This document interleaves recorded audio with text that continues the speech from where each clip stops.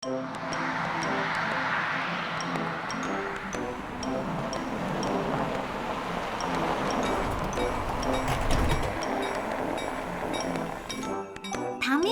энэ юу вэ? Яагаад таагдчихваа? Энэ бол төмөр замын гармын хаалт байхгүй юу?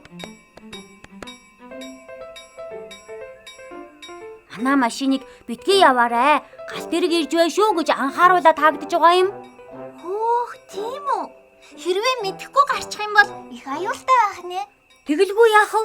Төмөр замын гарам дээр ирээд энэ хаалт таагдаагүй, гэрлэн дохион ажиллаагүй байсан ч гэсэн галт тэрэг ирж байна уу үгүй юу гэдгийг сайн харж шалгаж байж гарах хэрэгтэй гэсэн. Яагаад тэгдэм болов?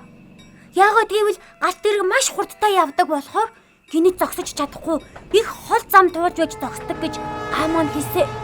Бүр 1000 м гэсэн штэ. Хөөх, ямар хурдан явдаг юм бэ? Ийм болохоор дэргэн тойрноо сайн харах хэрэгтэй гэдэг юм байна шүү дээ.